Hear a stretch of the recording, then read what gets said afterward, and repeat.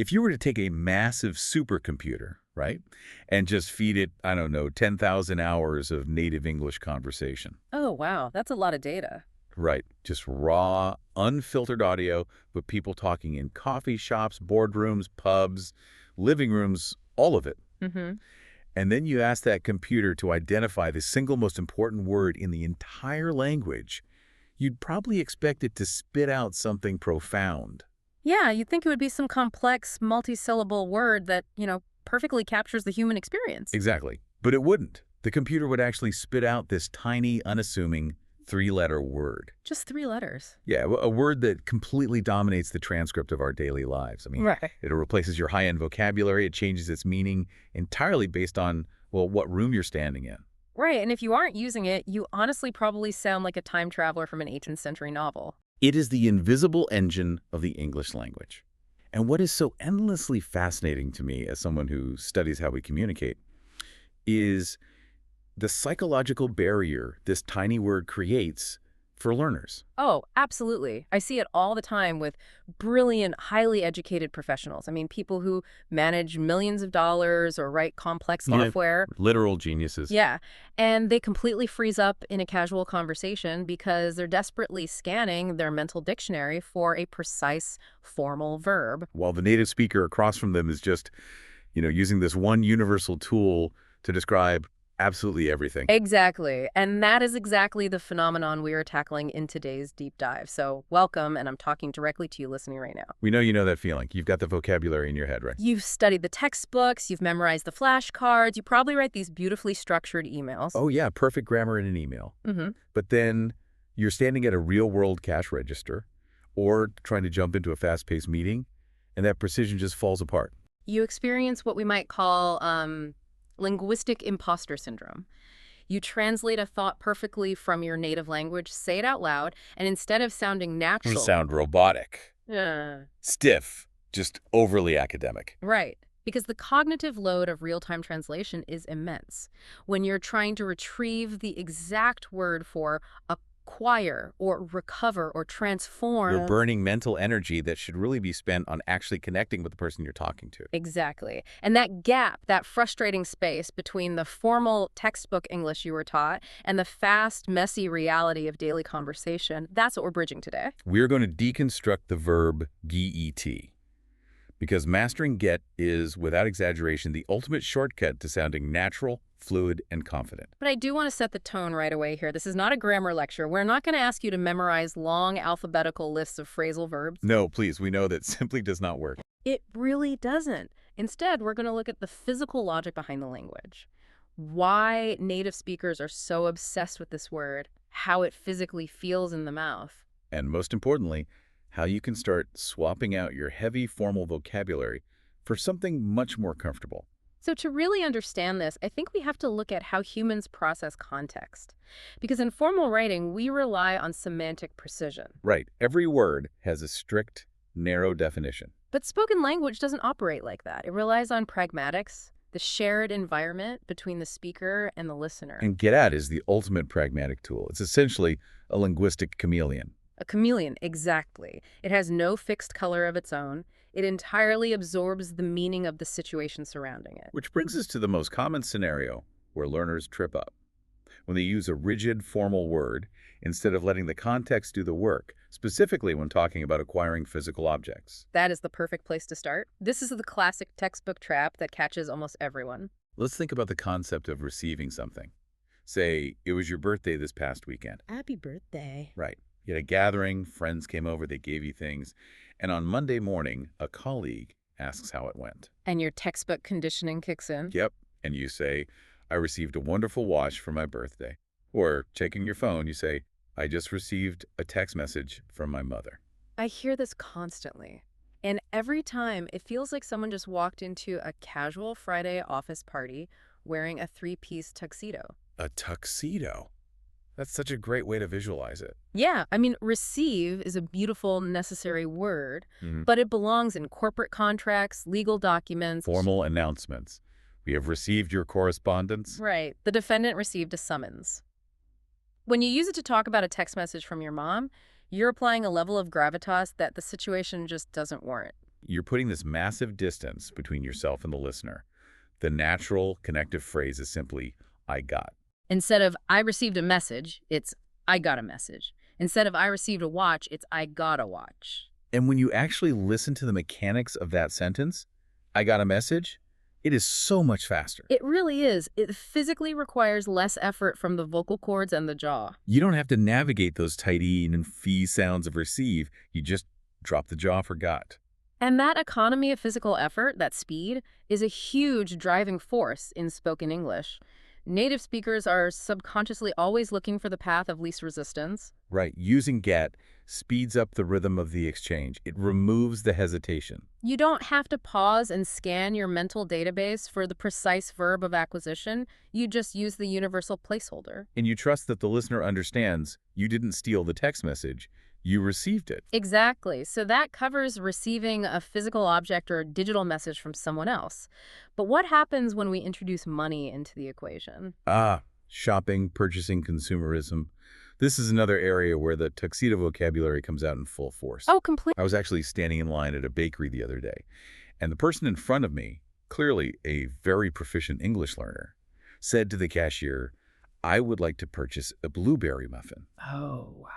And I could see the cashier subtly blink, just for a fraction of a second, processing the formality of that request. Because it creates a tiny moment of cognitive friction. Purchase is an excellent word if you're, finalizing the acquisition of commercial real estate. Or if a company is buying out a competitor, but for a $2 pastry.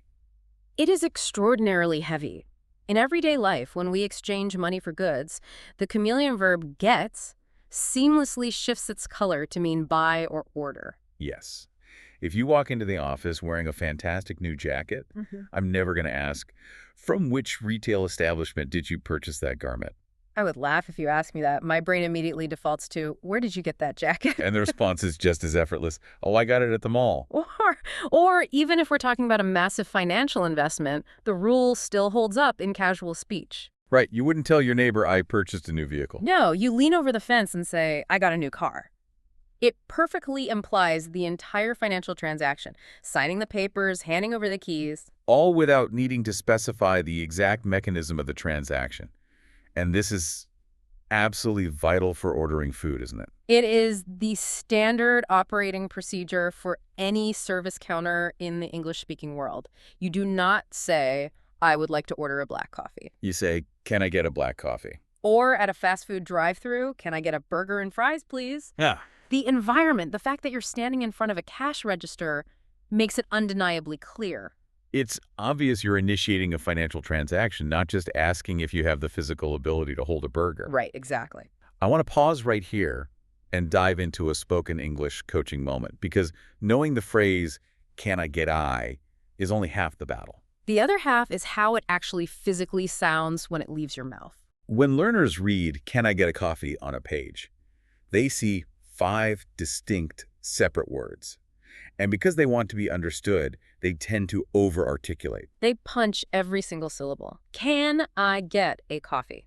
Which ironically makes them harder to understand because native speakers do not listen for individual words. No, we listen for rhythmic chunks. We listen for the melody of the phrase. Exactly. We don't speak with spaces between our words. We blend everything together into a continuous stream of sound.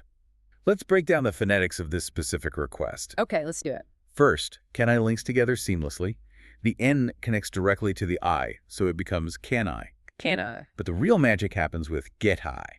In American English, particularly when you have a T sandwiched between 2 vowel sounds, the E in get and the A article that T softens. It doesn't sound like a sharp percussive T. No, it turns into what linguists call a flap T, which sounds almost like a very soft, quick D. It becomes a getta. C-A-N-I-G-E-D-D-A.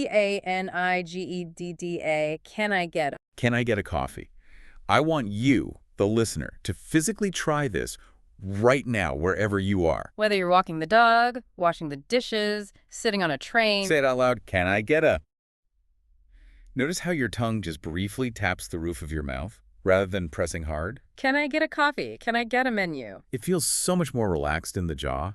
And when your jaw is relaxed, you project an aura of fluency and comfort, even if your overall vocabulary isn't perfect. That relaxed jaw is the physical manifestation of what we're trying to achieve mentally. So we've covered receiving a gift and we've covered buying a coffee. Let's look at a third variation. What about fetching? Yeah, fetching. The act of going to a different location, retrieving an item, and bringing it back. Fetching is a great concept. Imagine you're at a restaurant with friends, you've paid the bill, you're standing up to leave, and you realize it's raining outside. You don't turn to your friends and declare, "Wait here a moment, I shall fetch my umbrella from the cloakroom." Again, you sound like a character from a Charles Dickens novel. You simply say, I'll go get my umbrella. Or a very common scenario. Yeah. You're hosting a dinner party. A guest arrives, they sit down in your living room. You don't say, "May I retrieve a beverage for you?" No, you ask, can I get you a drink? The underlying meaning is, can I walk to the kitchen, open the refrigerator, take out a cold drink, carry it back to this room, and place it in your hands? And all of that complex physical action is compressed into the word get. Now, I have to push back here. I'm going to put myself firmly in the shoes of a frustrated language learner for a second. Okay, let's hear it. We've just established that get means to receive for free.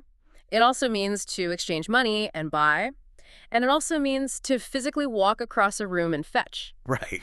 Doesn't that make English incredibly confusing and imprecise? I mean, if I tell you I got a coffee, how do you know if a friend handed it to me for free if I paid $4 for it at Starbucks or if I walked to the break room and poured it myself? Aren't we sacrificing clarity for the sake of speed? It's a brilliant question, and it strikes at the heart of how human communication actually works. The fear that get dilutes the language assumes that words exist in a vacuum. But words never exist in a vacuum. This brings us back to the chameleon analogy, or what we can call the context rule. I really want to unpack this chameleon concept because I think it is the key to unlocking the whole language. Think about a chameleon sitting on a branch. If you ask a scientist what color is a chameleon, Yeah. they can't give you a single static answer. No, the color is entirely dependent on the leaf, the bark, or the rock the animal is currently touching. And the verb get functions identically. The sentence you build around it, the physical room you're standing in, and the social relationship you have with the person you're talking to, that is the environment. And that environment tells the listener's brain exactly what color the verb get is in that specific millisecond. Precisely. Let's map it out. If you're standing at a cash register holding your credit card and you look at a barista and say, "Can I get a coffee?" The visual context of the cash register instantly turns the chameleon into the word buy. There is zero ambiguity. The barista does not think you're asking them to give it to you for free, nor do they think you're asking permission to go behind the counter and fetch it yourself. The context dictates the meaning. Right. But if I'm sitting on my own living room sofa watching a movie and my partner stands up and heads toward the kitchen and they ask, can I get you a coffee? The context of them moving toward their own kitchen turns the chameleon into fetch. I know they aren't going to charge me money for it. Exactly. And if you walk into the office holding a beautifully wrapped thermos and your coworker says, "Oh, nice thermos," and you reply, "Thanks, I got it for my birthday." The context of the word birthday instantly turns the chameleon into receive. The human brain processes these contextual clues in fractions of a second. So, to answer your pushback, no, we are not sacrificing clarity. We are actually communicating highly complex scenarios with incredible efficiency. Because we trust the listener's brain to read the room. Mm-hmm. That is such a liberating concept for a learner. You do not need a massive, hyper-specific vocabulary of action verbs. You just need to set the scene, use get, and let the situation do the explaining for you. The simple way to think about it is, if a physical object ends up in your hands, whether it's a gift, a purchase, or something you grabbed from the other room, use get. It is the great unifier of physical objects. Mm-hmm. But the utility of this word extends far beyond holding things in our hands. What happens when we zoom out? What happens when we aren't talking about moving small objects, but rather moving our own bodies across the map? Navigating the world, traveling from point A to point B. This is a massive component of daily conversation, and it introduces another one of those tuxedo words that learners desperately cling to. The word arrive. Oh, arrive is fascinating because it's a direct, perfect translation in almost every Romance and Germanic language. Right. When a learner thinks of reaching a destination, their native language offers a one-to-one equivalent for arrive, so they naturally assume it's the best word to use in English. It feels safe. It feels mathematically correct. But if you apply the tuxedo versus comfortable jeans analogy, arrive is definitely formal wear. If you're talking about your daily, mundane commute to the office, saying, I arrived at work at 9 a.m., sounds like you're testifying in a court deposition. It sounds like a formal train announcement. The 8.15 train to London Victoria will arrive on platform 4. It creates an unnecessary psychological distance. In casual conversational English, we almost exclusively use get to signify reaching a destination. If you're hosting a party and a friend walks through the door, you don't look at your watch and say, what time did you arrive here? It sounds incredibly unnatural. You smile and say, hey, when did you get here? And think about the small talk we make every single day. How do you get to work? That's probably one of the top 10 most common questions asked between colleagues or new acquaintances. It means, what method of transportation do you use, and how do you navigate the route to get to this building? Notice the grammatical structure there. How do you get to work? When we use a get for travel, we almost always pair it with a preposition to before the destination. I get to work. We got to the airport with only 10 minutes to spare. What time do the kids get to school? The to provides the spatial direction. But as with everything in English, there is a trap. There always is. There is a massive exception to this rule that trips up almost every single learner at some point, and it revolves around one specific sacred word. The word home. Home refuses to play by the rules of spatial grammar. You say, I get to work, I get to the park, I get to Paris. But you never, under any circumstances, say, I get to home. This is a deep-rooted linguistic quirk. In English, home often functions not just as a physical noun, a building with a roof, but as an adverb of direction. It represents a state of being, a return to origin. Because of this, the directional preposition to simply drops away entirely. It is absorbed by the word itself. You just say, I get home. I get home late on Thursdays. Call me when you get home. What time did you finally get home last night? The phrase get home is almost an emotional anchor in the English language. It implies safety, rest, and the end of the journey. Let's do a quick expansion exercise right here to build some muscle memory. We have talked about the theory of commuting. Now we need to bridge the gap into active speaking. Yes, a spoken coaching moment. I want you, the listener, to think about your actual routine for tomorrow morning. Think about the steps you take. Do you walk? Do you take the subway? Do you drive? I'm going to ask you a direct question, and I want you to answer out loud wherever you are, using the verb get and the preposition to. Ready? Think about your commute. How do you get to work, and what time do you usually get there? Take a second to formulate it. You might say something like, I take the Blue Line train, and I get to work around 8:30. Or, if your commute is just walking across the hallway, I work remotely, so I get to my desk at 9 a.m. Even if you were just whispering it to yourself, saying it out loud is the magic step. Passive understanding will never make you fluent. Your brain might understand the logic of get to work, but your tongue, your lips, and your vocal cords need to physically practice the movement. You have to build the neurological pathways. I often hear learners express a genuine frustration here. They say, I understand that native speakers use get, but arrive just feels so much more accurate to my brain. It translates perfectly. How do I force myself to abandon a perfectly good word? I deeply sympathize with that. It is the comfort zone of direct translation. Leaving arrive behind requires a leap of faith. You have to willingly step into what feels like a messier, less precise way of speaking. But the mindset shift is this. Speaking natural English is not about executing a flawless one-to-one translation of your native thoughts.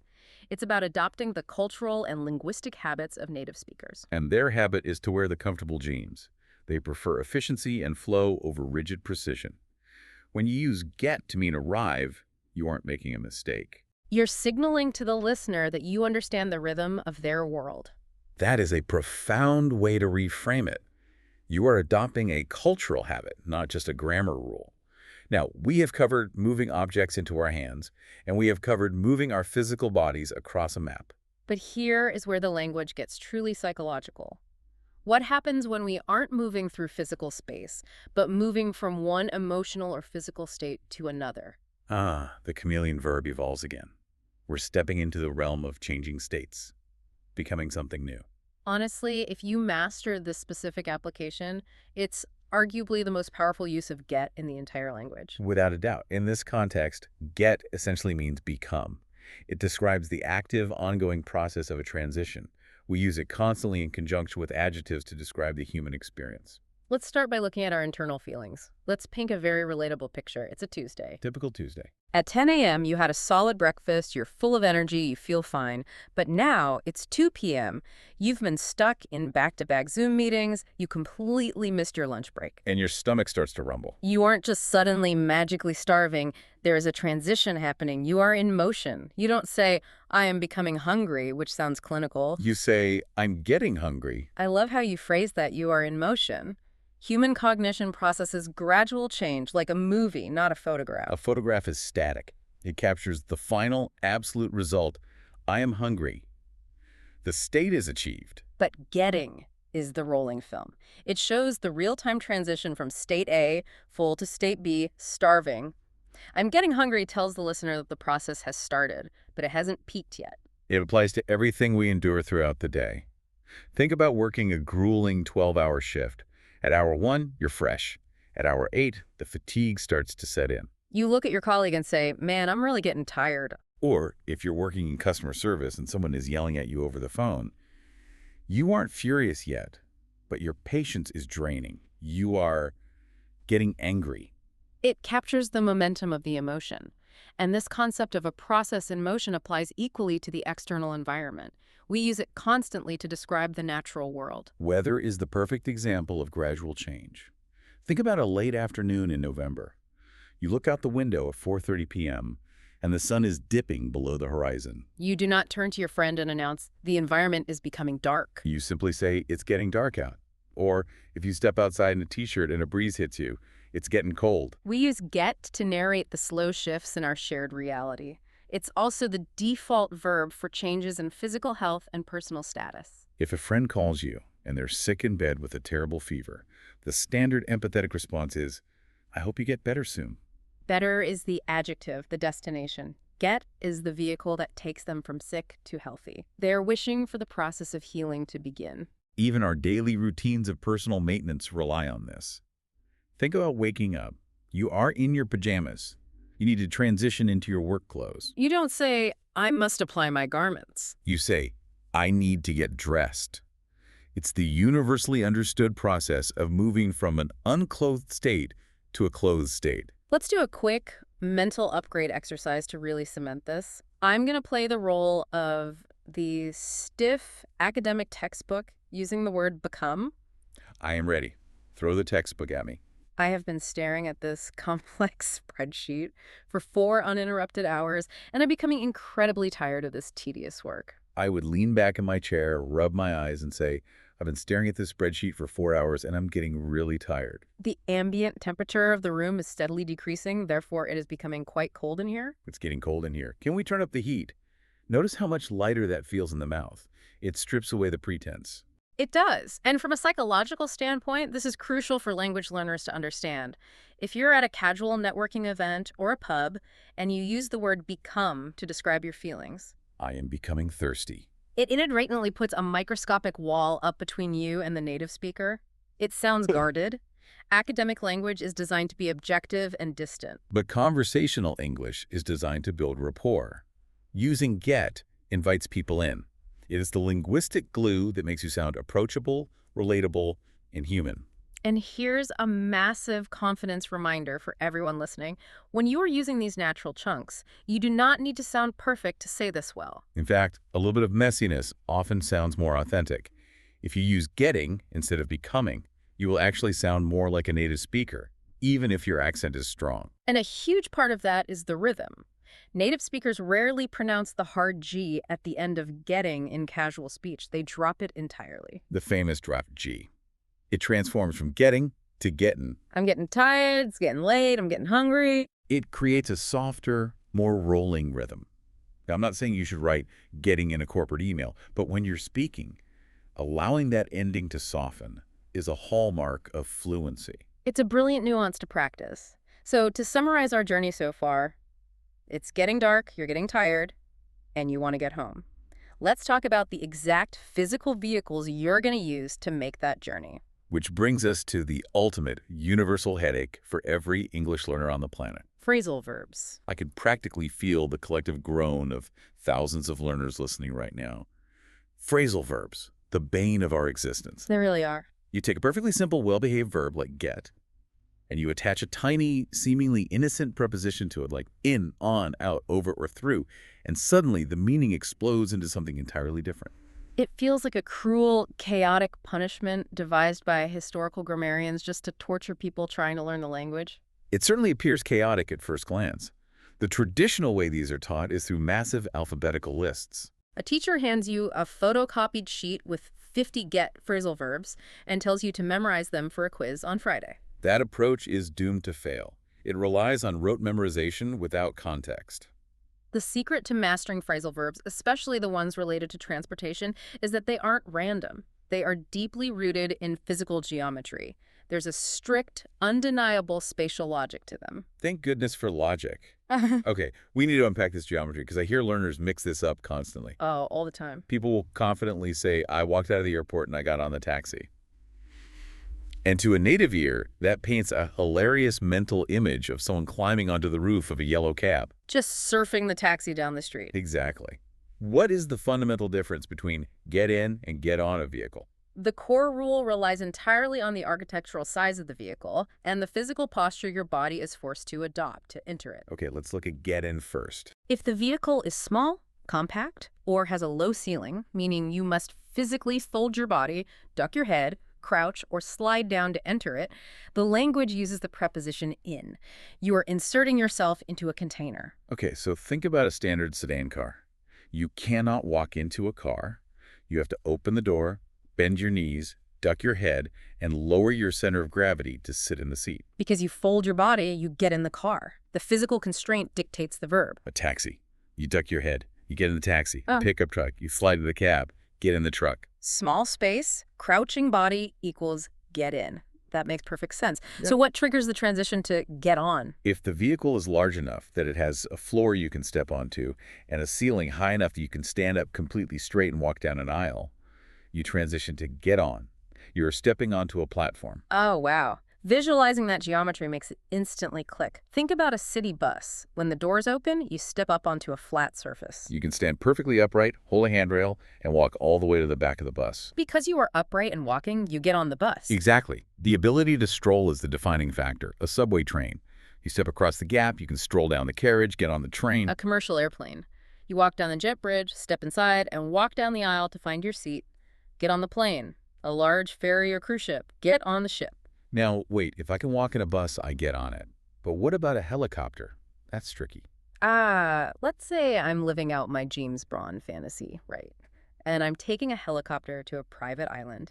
A helicopter flies, just like a plane. True. But I cannot stand up and walk down an aisle in a normal four-seater helicopter. I have to duck under the spinning blades, crouch down, and squeeze into a tiny leather seat. Do I get on or get in? Your attempt to break the rule actually proves the rule perfectly. You just described the posture. You must duck, crouch, and squeeze. Because you cannot walk upright inside a standard civilian helicopter, you absolutely get in the helicopter. Now, conversely, if you're a soldier boarding a massive twin-rotor military transport helicopter, the kind where the back ramp lowers and a platoon of soldiers can walk up and stand inside. Then you get on the transport chopper. The grammar is entirely 100% dictated by the posture of your spine.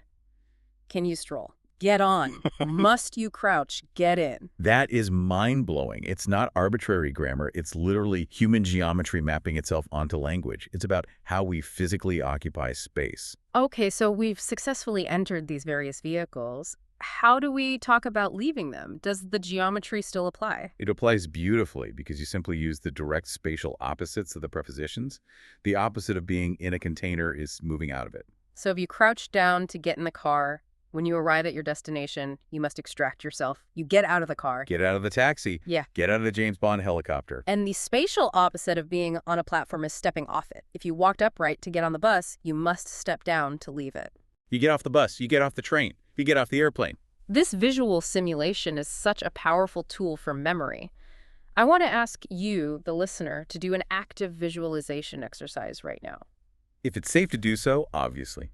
Keep your eyes open if you're driving. I want you to close your eyes for a brief second. Vividly imagine standing on a busy train platform. The doors slide open. Feel yourself stepping across the gap, standing tall, and walking down the aisle. Say out loud, I get on the train. Now shift the scene. Imagine walking out of a hotel into the pouring rain. A low yellow taxi pulls up. You grab the door handle, pull it open, duck your head under the door frame, and sink down into the back seat. Say out loud, I get in the taxi. Connecting the physical muscular memory of the movement to the specific preposition is how you lock this into your brain permanently. You don't need to carry a cheat sheet in your pocket. You just need to look at the vehicle and ask yourself, how tall is the ceiling? It is embodied cognition. But of course, physical vehicles are not the only things we have to navigate in our daily lives. Often, the most complex terrain we cross is interpersonal. How do we navigate people, conflict, and hardship? We've navigated city traffic, now we must navigate the messy reality of human relationships. And wouldn't you know it, the chameleon verb get is right there doing all the heavy lifting again. This is where cognitive linguistics becomes truly poetic. We establish that get in, get on, and get out are based on physical geometry.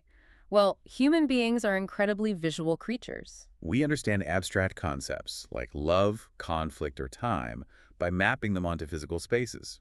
We treat relationships like physical paths we walk down. So the spatial prepositions we use with get in social situations are actually brilliant physical metaphors. Let's examine 3 essential social chunks: get along, get over, and get through. Let's start with get along. To me, the visual here is 2 people walking side by side down a path. They're moving at the same pace in the same direction without tripping each other. If you say, I get along well with my new neighbors, you are saying you have a peaceful, cooperative, friendly rapport. There is no friction on the path. Yes, moving along a trajectory together. And crucially, it's extremely common to use this phrase in the negative to describe friction, particularly in the workplace or within families. If the parallel walking breaks down and you're constantly bumping into each other, you say, I don't get along with my boss. It implies a fundamental personality clash. I hear learners try to explain workplace drama using very clinical language. They'll say things like, my coworker and I do not possess a good relationship. Or we have differing mentalities. It sounds like an HR report. If you want to sound natural when venting to a friend over coffee, you just drop the formality. You say, honestly, my coworker and I just don't get along. It's punchy, it's direct, and everyone instantly understands the vibe. Try saying that again, but this time in a shorter and clearer way, right?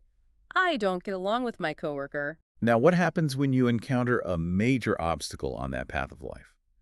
You experience a negative event, perhaps a severe illness, a massive professional failure, or a painful romantic breakup. To describe the process of healing, we use the verb get over, recovering from something bad, like a terrible winter flu. You spend 10 days shivering in bed, completely miserable, but finally your immune system wins. You go back to work and say, I finally got over that horrible cold. Or, on a more emotional level, a heartbreak. They dated for 5 years. It took them a long time to get over the breakup. Look at the spatial metaphor there. The human brain perceives the illness or the heartbreak as a massive, solid wall blocking your life's path. You cannot go around it. To continue living, you must literally exert effort, climb up the wall, and physically get over the barrier to reach the other side. I got over the flu. You conquered the obstacle. Oh, I absolutely love that visual framework. It makes the language feel so tactile. Okay, so get along is walking peacefully parallel to someone. Get over is climbing past a solid barrier. What is the spatial metaphor for get through? Get through is about endurance, persistence, and survival in the face of surrounding pressure. Imagine the obstacle isn't a wall, but a dense, dark, thorny forest. Or a very long claustrophobic tunnel. You cannot climb over it. You must put your head down and push your body through the resistance until you emerge on the other side. We use it to describe finishing a difficult, painful, or incredibly tedious task. Let's do a deep expansion focus on this because getting through is basically the soundtrack of the modern corporate workday. We all have those specific days that just feel heavy. It's a Wednesday. You wake up to 300 unread emails, you have 6 back-to-back budget meetings, your software keeps crashing, and by 11 a.m. you are spiritually exhausted. You don't look at your watch and say, I must successfully complete the remaining hours of this day. You take a deep breath and say, I just need to get through today. Or, we just need to get through this final quarter.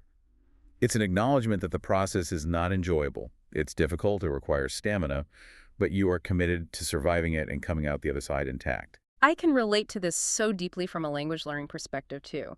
I remember feeling overwhelmed by English meetings, where my sole desperate objective was just to get through the meeting without completely panicking. That is exactly the sentiment native speakers capture with the phrase. It is survival.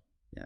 Interestingly, get through also retains a very literal meaning regarding communication channels. If you attempt to call someone on their mobile phone and the line drops or goes straight to a full voicemail box, you tell them later, "I tried calling you, but I couldn't get through." Meaning your electronic signal could not penetrate the dense forest of bad reception to reach their device. I called the airline customer service 5 times, but I couldn't get through. That is incredibly useful. These three phrases, get along, get over, get through, are absolute gold. If you start weaving these into your conversations, your perceived fluency will skyrocket. Because you're proving you understand the abstract metaphors of the language. They show a high level of cultural competence. Now, we have explored daily habits, physical movement, and navigating relationships. Let's zoom out one final time to look at the macro level. Let's look at the grand narrative arc of our lives. The major milestones, the massive shocks, and what we call passive changes. Passive changes. Let's define that for the listener. What exactly do we mean by a passive change? In grammatical terms, the passive voice is when an action is performed upon the subject, rather than the subject performing the action. In life, things constantly happen to us. Our legal, professional, or physical status changes, often due to external forces. While formal English uses the verb to be for passive voice, he was promoted, conversational English overwhelmingly uses get to describe adopting these new statuses. It makes the language feel more active and personal. A perfect example of this is the biggest legal status change of all, marriage. When a couple ties the knot, we almost never use the formal active or passive voice in daily speech. We don't say, he married last Saturday, or they were married by the justice of the peace. It sounds like an announcement in a 1950s newspaper. If you're showing someone a photo on your phone, you simply say, "Look, they got married." Got married.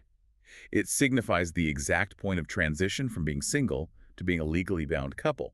And, as is the reality of life, the reverse trajectory follows the exact same rule. If the marriage dissolves, we don't say, "The judge dissolved their union." We say, "They got divorced." This passive get structure is also the standard for navigating the turbulent waters of our careers. Let's start with the positive shock. You go through 3 grueling rounds of interviews, you check your email, and there's the offer letter. You call your best friend screaming, "I got the job!" That is the joyous acquisition. But what about the negative shock? What if the company downsizes? If a corporation decides to eliminate your position, the HR department will use incredibly sterile, formal language. Your contract will state, the employee was terminated, or he was dismissed, or the staff was made redundant. This is intentional, formal language acts as a shield to remove emotion from the process. But when that person goes to a pub with their friends to process the trauma of losing their livelihood, they strip away the corporate shield. They say, I got fired, or I got laid off. I've always found that so fascinating. Saying "I got fired" feels almost brutally informal for such a serious, life-altering, devastating event. You'd think we would want a heavier, more dignified word to describe losing a career. It does feel blunt, but it highlights a profound psychological truth about how native English speakers process trauma and shock. We use simple, everyday, raw words to pull the event out of the sterile corporate realm and ground it in the messy human reality. "He got fired" is visceral. It's honest. It doesn't hide behind legal jargon. It is the language of empathy. That makes perfect sense. It brings the language down to earth where real life actually happens. What about physical status changes, like navigating a new city? That is another sudden change of state. You're walking down the street, you know exactly where you are, and then you take 2 wrong turns. Suddenly, the buildings look unfamiliar. The map doesn't make sense. You experience a change of state. You get lost. I was trying to find the museum, but I got completely lost. Oh, I have to mention the aggressive alternative context for this phrase because it is a classic movie trope. If you're walking down that street and someone is aggressively harassing you or bothering you, and you want them to vanish immediately, you can turn to them and yell, "Get lost!" It is a command. It essentially means go become lost somewhere very far away from my current location. It is highly confrontational and very rude, so please use it with extreme caution. A very necessary warning. Context, as always, is everything. Now, let's look at what I consider to be the ultimate master-level chunk using get. This is the phrase that truly signifies you have moved from translating English to actually living in it. The phrase is "get used to," adapting to a new reality. This is an incredibly powerful concept. If I were trying to explain this to a 5-year-old, I would say it describes the mental journey from feeling really weird and uncomfortable about something to feeling totally normal and bored by it. That's a remarkably accurate psychological definition. Human beings possess incredible neuroplasticity. We adapt to our surroundings. When you experience a massive life change, say you pack up your life and move to a foreign country, everything is a shock to the system. The food is strange, the social norms are confusing, the weather is different. It is highly uncomfortable. But over time, your brain rewires itself. The strange becomes familiar. You get used to it. Imagine you finally land that dream job, but it requires you to be at your desk at 7 a.m., which means your alarm goes off at 5:30 a.m. The first week, it is absolute torture. Every time the alarm rings, you want to throw your phone at the wall. You are exhausted. But after 2 straight months of doing it, your circadian rhythm shifts. You start waking up 2 minutes before the alarm even goes off. Okay. You can look back and say, it was brutal at first, but I got used to waking up early. The discomfort faded. Or think about physical climate adaptation. Someone moves from the tropical heat of Miami, Florida, to the freezing winters of Calgary, Canada. That first winter, they feel like they're going to perish. But 3 years later, they are walking to the grocery store in November wearing just a light sweater. They can proudly claim, I finally got used to the cold weather. The state of shock was temporary, adaptation was achieved. I think this concept applies so beautifully and deeply to the journey of learning English itself. When you first realize that native speakers use get for absolutely everything, it feels chaotic. It feels wrong. You want to retreat to the safety of your precise, formal textbook words. You want to say acquire and arrive because it feels mathematically correct. But if you trust the process, if you keep listening to conversations and you force yourself to start experimenting with it, Eventually, the chaos fades. Your brain maps the patterns. You get used to the natural, messy rhythm of the language. you adapt to the environment. And speaking of the process, understanding the theory, the geometry, and the psychology behind these rules is wonderful. It expands your mind. But passive understanding will not change the way your mouth physically moves when you order a coffee tomorrow morning. To change your speech, you must activate the knowledge. Which brings us to the most practical part of our deep dive. We have filled your brain with the mechanics of get, but knowing isn't speaking.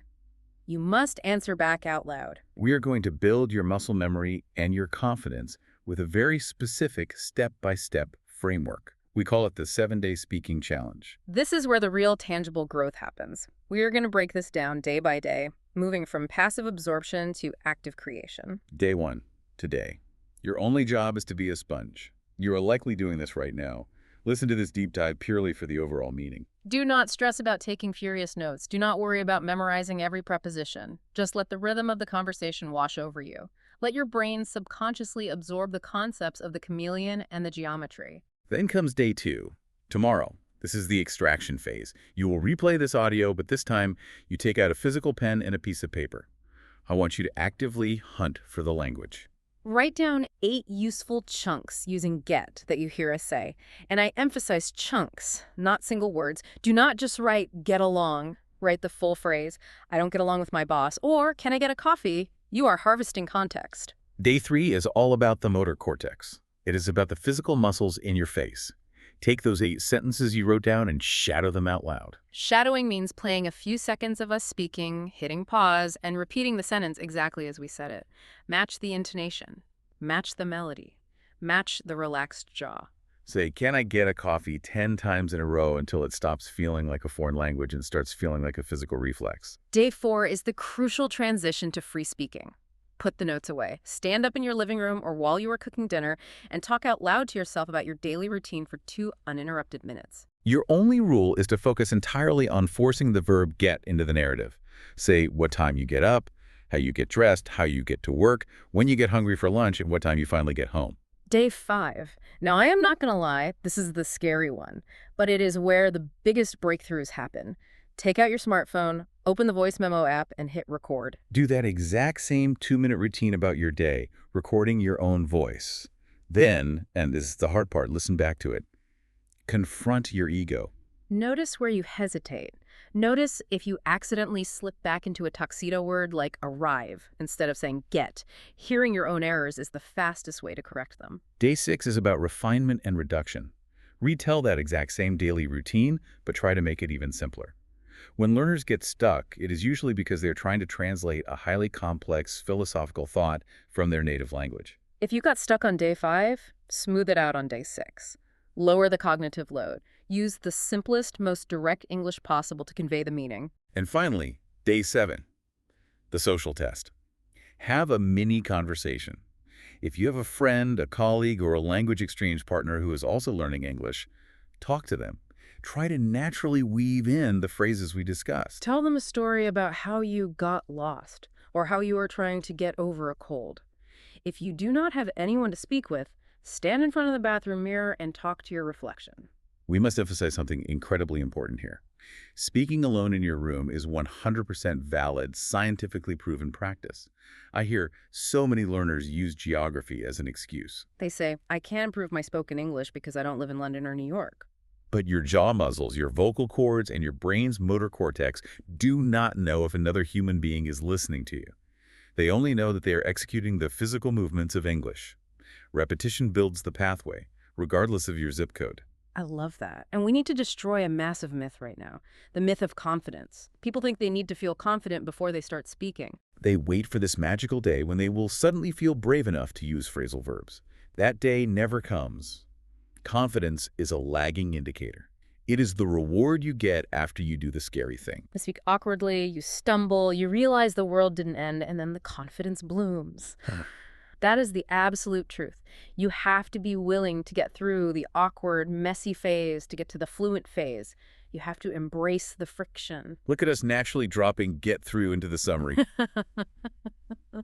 Okay, my brain is officially full, and I imagine anyone listening is feeling exactly the same way. We have covered a massive amount of linguistic territory today. Let's bring this all together with a fast, rhythmic recap of the golden rules of the chameleon verb. Let's do it. The 5 pillars we built today. Pillar number 1, receive.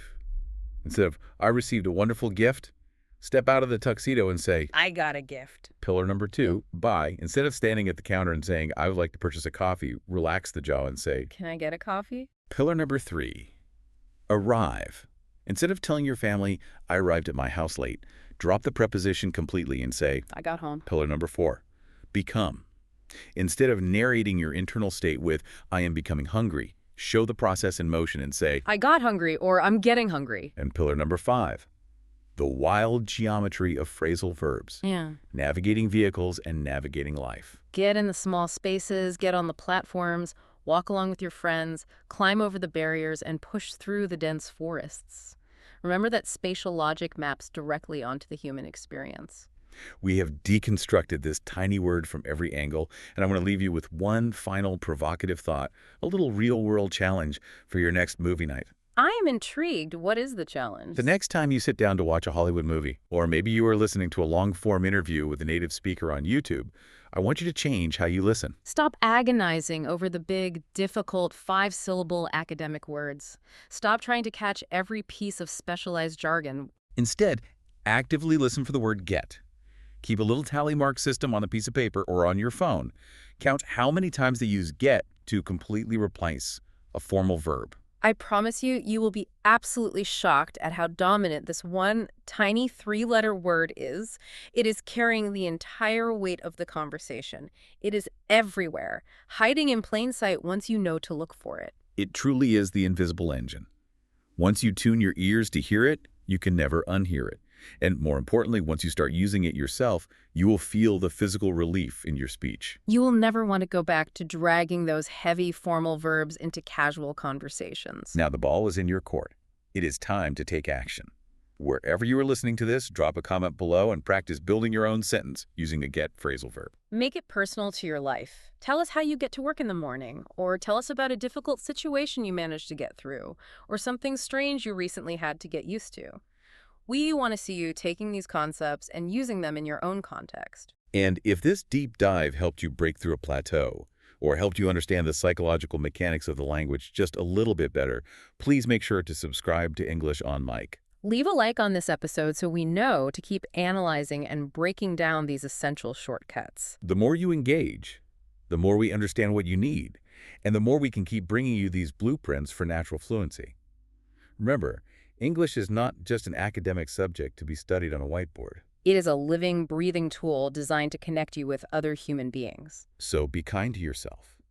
Keep practicing your spoken English. Keep speaking out loud, even if you are just talking to your kitchen cabinets.